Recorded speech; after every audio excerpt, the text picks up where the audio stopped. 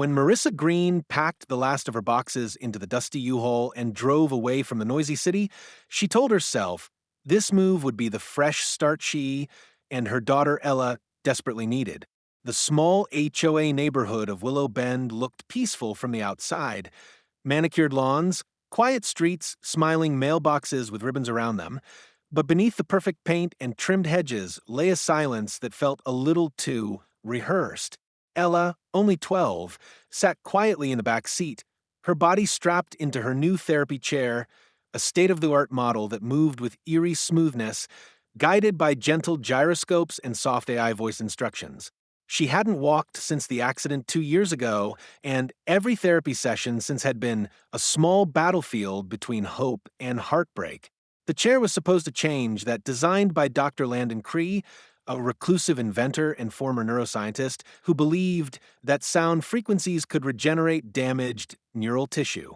The device was gifted to Ella after Cree heard about her case through a mutual friend, and though it looked harmless, sleek white frame, glowing base, there was something unnervingly alive about the way it hummed when active, like it was breathing.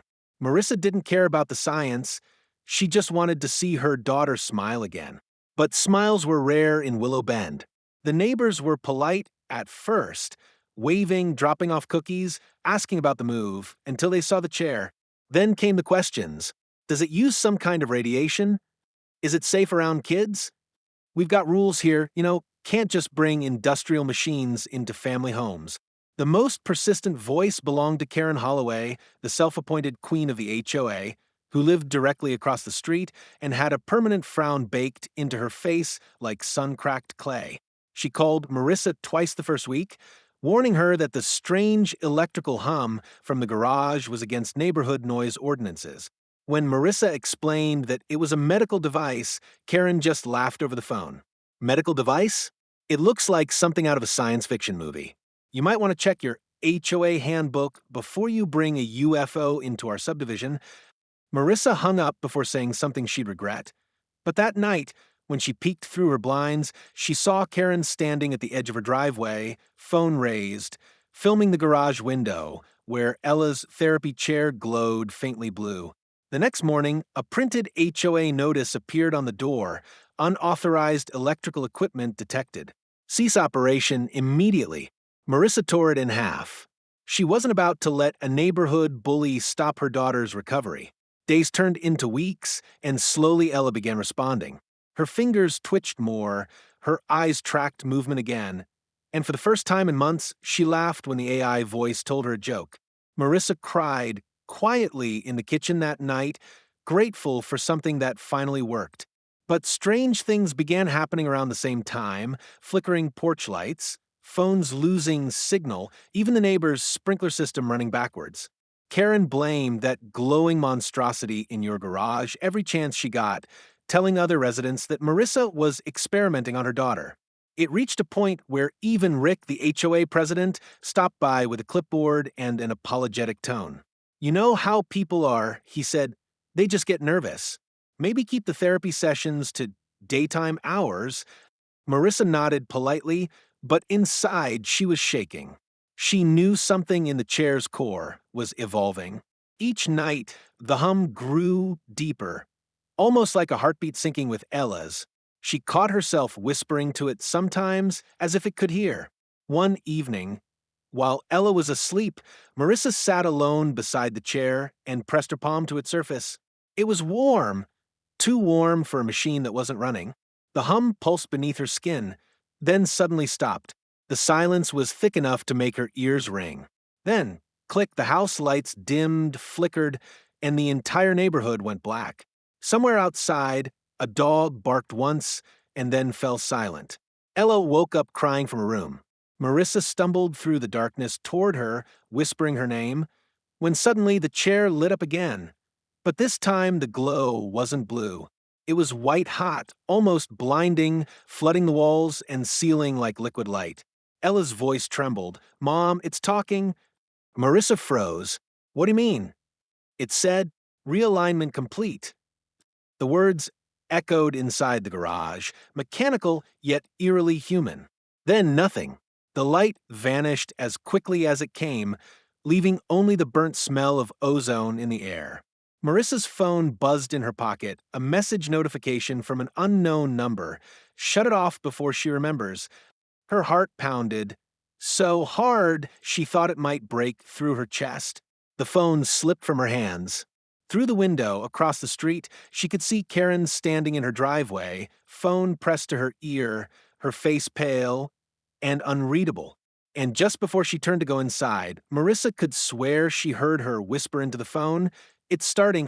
She has no idea what she brought here."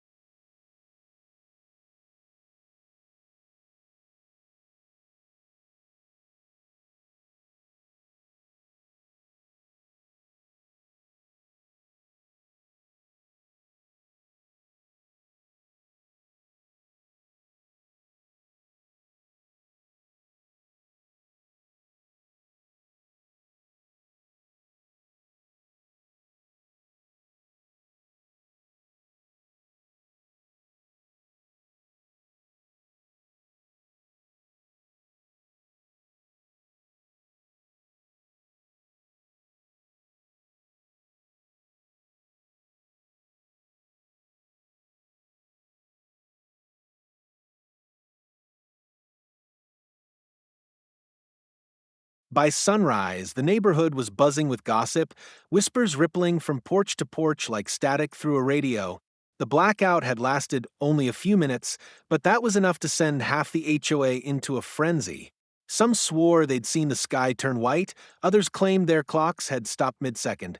Karen, of course, wasted no time marching up the street in her floral robe, clipboard in hand, declaring she'd had enough of that freak experiment across the road. Marissa barely had time to breathe before Rick, the HOA president, knocked on her door, his face tight, with unease. "Marissa," he started carefully, "a few residents are concerned. There was some kind of surge last night. The transformer at the end of the block nearly blew. Do you have any idea what could have caused that?" His eyes flicked toward the garage. Marissa's stomach knotted. She wanted to tell him the truth, that her daughter's therapy chair had pulsed like a living thing and shut down every power source in sight, but she couldn't. "It's medical equipment," she said instead, forcing calm into her voice. "Maybe the power company should check their lines." Rick nodded uncertainly but didn't look convinced. By the time he left, Karen was already standing across the street filming again. "It's a radiation hazard," she shouted. "You're poisoning this neighborhood." Marissa slammed the door and leaned against it, her pulse racing. Inside, Ella sat quietly beside the chair, her small fingers brushing its armrest as if petting a sleeping animal. "Mom," she whispered, "it's awake again." Marissa froze. "What do you mean, honey?" "I can feel it. It's scared." A chill crawled down Marissa's spine. She crouched next to her daughter, trying to hide her fear. "Machines don't get scared." Ella didn't answer. The hum in the garage had returned, so low it vibrated through the floorboards like a distant storm. Marissa opened the maintenance panel, but instead of circuits and wiring, she found something new. A faint blue crystal embedded in the frame, pulsing gently. It hadn't been there before. The label on it read, "KRE Quantum Relay Prototype 02. Dr. Cree, the man who designed the chair." She remembered his warning when he delivered it. "Never let anyone tamper with the core. The frequencies must stay pure, or it'll try to correct reality itself." She'd thought it was poetic nonsense at the time. Now, staring at that glowing shard, she wasn't so sure. The following day, Rick called an emergency HOA meeting. Karen showed up with printed photos, grainy and overexposed, of the chair glowing through the garage window. "You see that?" she barked at the group. "That's a nuclear-grade emitter. She's got some illegal experiment running in a family neighborhood." Marissa stood at the back of the room, gripping her purse, so tightly her knuckles turned white. It's a therapy device, not a weapon, she said, but Karen's voice drowned her out. Then why did my dogs first stand on end? Why did everyone's clocks freeze? Why is there a hum that makes my teeth ache? The HOA murmured nervously. Rick finally raised a hand. All right, enough. We'll conduct an inspection tomorrow. Marissa, please keep it powered off until then. Marissa nodded silently, though she knew the chair had a mind of its own now. That night, she tried unplugging it completely, but when she returned hours later, the power cord had melted into the outlet like wax, fused and humming faintly. Her phone buzzed again, unknown number, she's sinking again. Stop her. The message made her blood run cold. She rushed into Ella's room. The girl was sitting upright, eyes glowing faintly blue in the moonlight. Mom, she said dreamily. I can hear her voice. The lady from across the street. She's angry but sad. Marissa's breath caught. Ella, did you go near the chair? No, Ella murmured. It came to me. Marissa turned and nearly screamed. The chair had rolled silently into the doorway, its lights flickering in rhythmic pulses like a heartbeat. The house temperature dropped, the air smelled like burnt metal. Stop, Marissa whispered, but the machine responded by projecting a faint hologram, distorted like static forming into words. Realignment initiated. Conflict source, Karen Holloway. The power went out again. Outside, Karen's motion lights flicked on and off rapidly. A flash illuminated her silhouette standing in her yard, arms crossed, and then a surge of white light rippled through the street like a shockwave. The air itself seemed to warp. Every bulb exploded. Marissa shielded Ella with her arms as the chair let out a metallic scream. Then silence. When she dared to look outside, the neighborhood was shrouded in a haze of shimmering distortion. Her watch had stopped. The sky wasn't the same shade anymore. It shimmered between dawn and dusk like two realities bleeding together. Karen stumbled onto the road, clutching her head. What did you do? She screamed, voice echoing strangely, overlapping with itself. You broke everything. Marissa tried to answer, but the sound came out delayed, fractured. The ground trembled. A strange ring of light formed around Karen's feet, lifting her slightly off the pavement, not floating, but vibrating between frames of existence. She screamed again, the sound slicing through the thick, warped air. Then, just as suddenly, she vanished, replaced by a faint afterimage that shimmered like smoke before fading completely. Ella began crying, clutching her chest. Mom, she's inside. Inside what? Marissa gasped. The light, Ella said, sobbing. She's stuck in the chair's dream.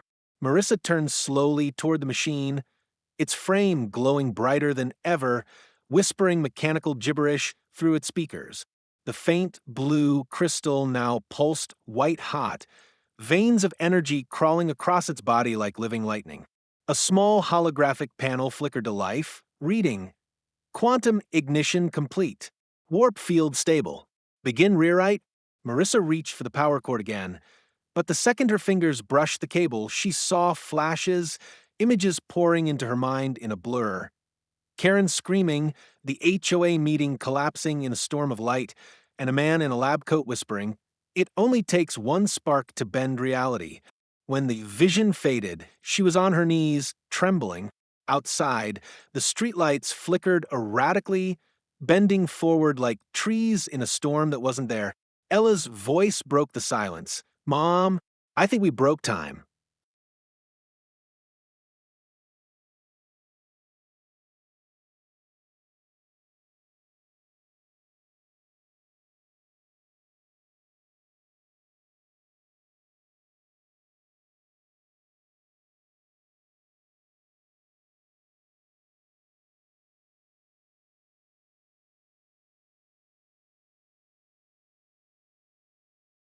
The world didn't end with fire or silence. It ended with a pulse, a single, slow heartbeat that rolled through the air and made the entire neighborhood shudder like it was breathing.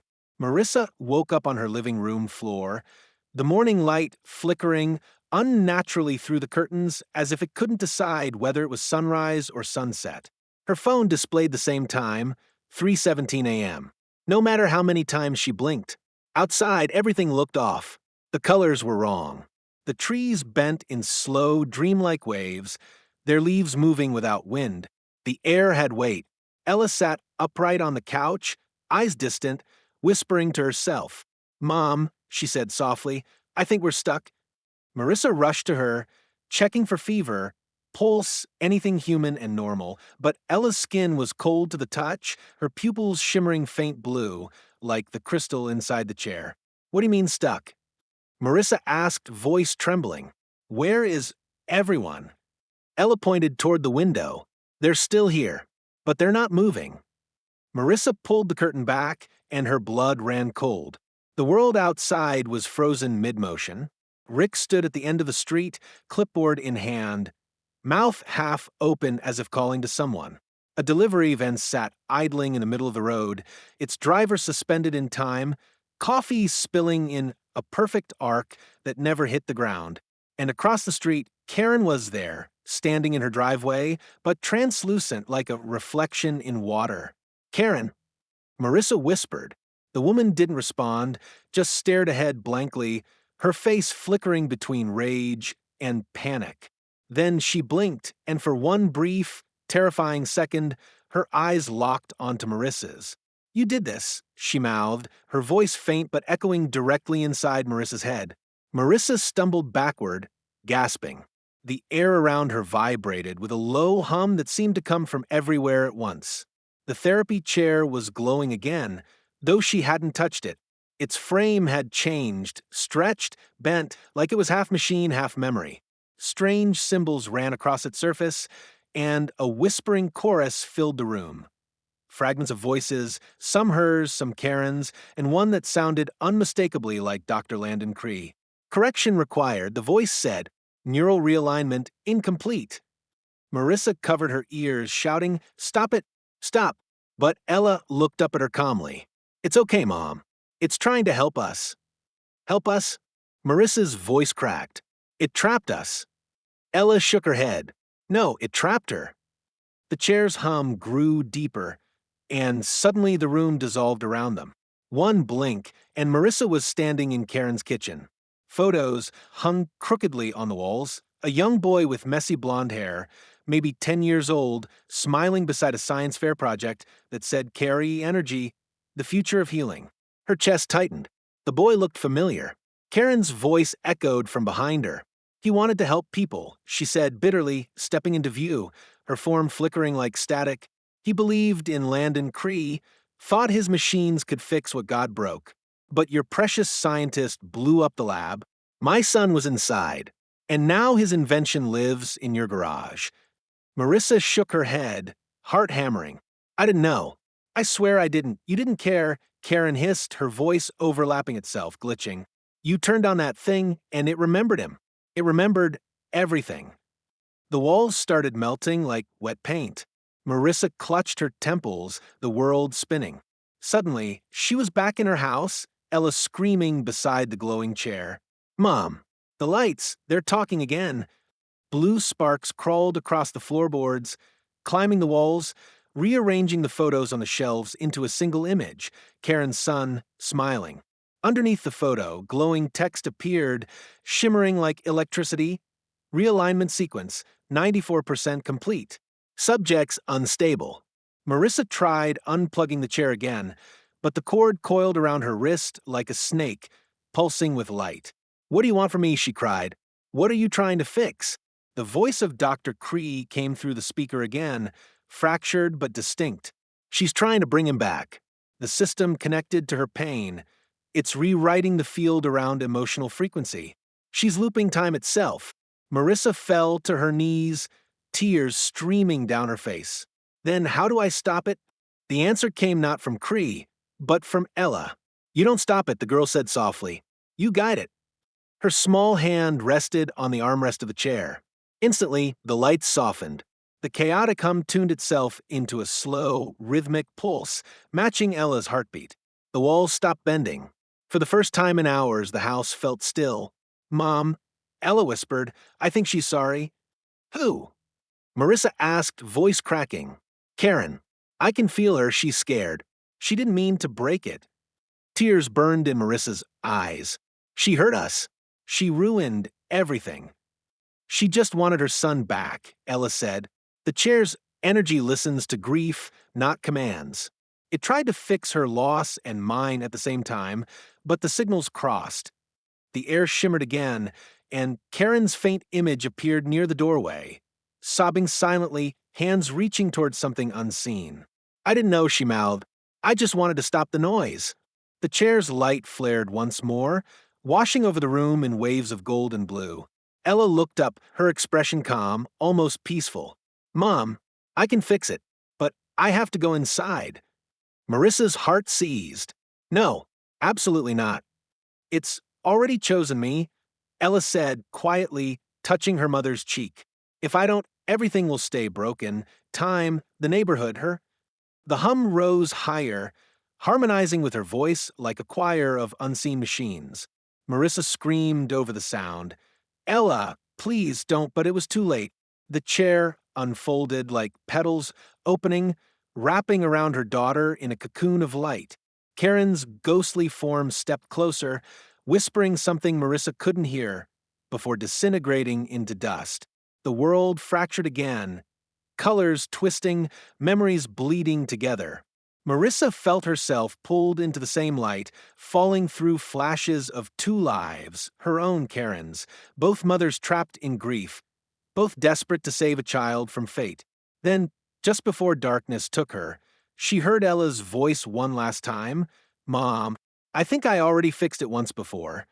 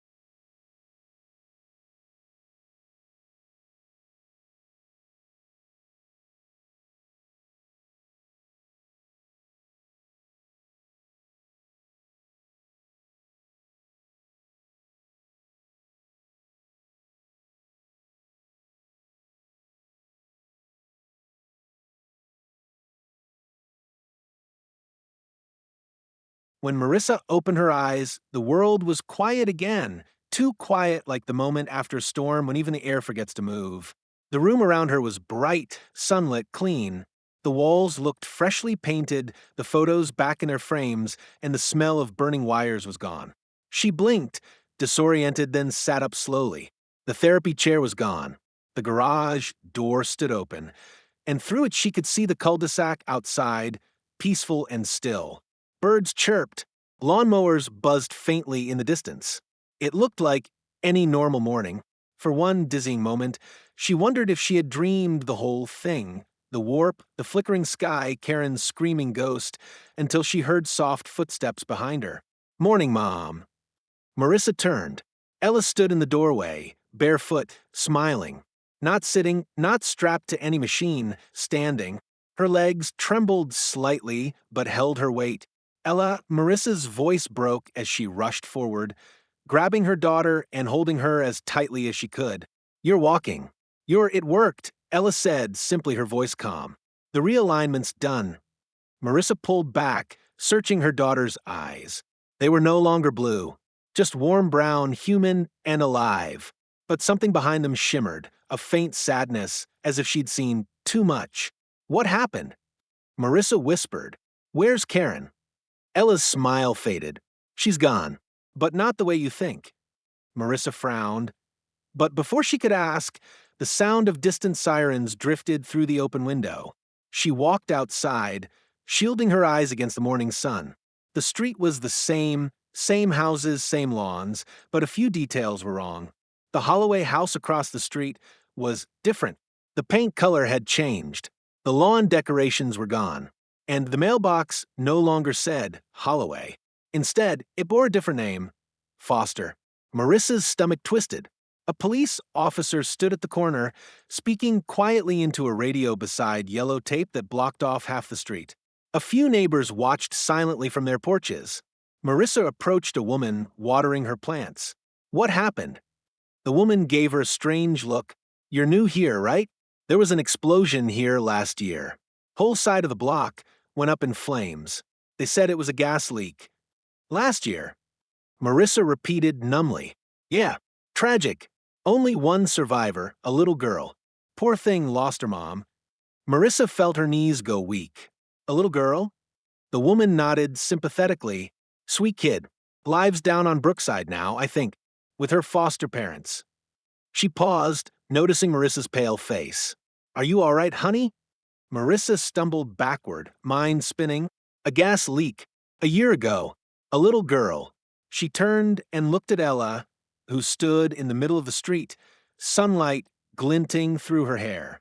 Her shadow stretched long and thin across the asphalt, but it didn't move in sync with her body. It lagged by half a second, like a glitch in reality. Ella, Marissa whispered, voice trembling, what did you do? Ella tilted her head, that faint shimmer returning to her eyes. I didn't do anything bad, Mom. I just said it right. Set what right? Her pain, Ella said. Karen's. She couldn't move on. Neither could I. We were both stuck. Marissa felt tears sting her eyes. You mean she's gone? Ella smiled gently. No, not gone. Just somewhere better. She looked past her mother toward the Holloway house, and for a brief second, just a flicker, Marissa saw a figure in the window.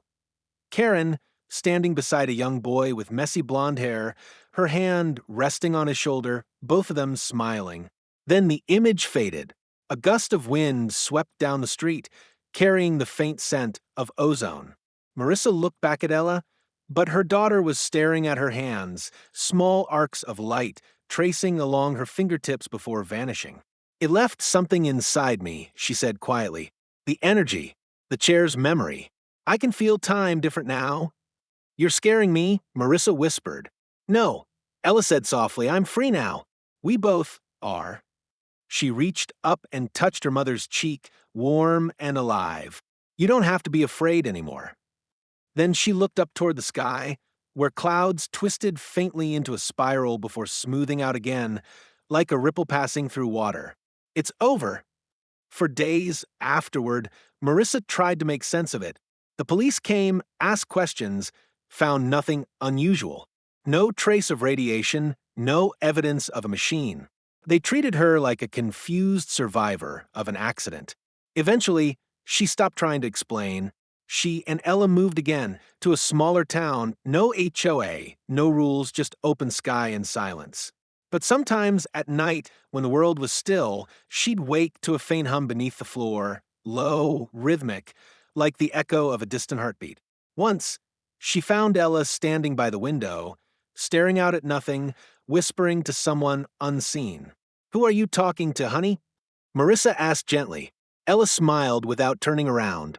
Just a friend. She says the stars look different where she is. Marissa's chest tightened. Karen. Ella nodded once, eyes reflecting starlight. She says thank you. Months passed. Life slowly felt normal again. But one evening, a package arrived with no return address, just her name written in shaky handwriting.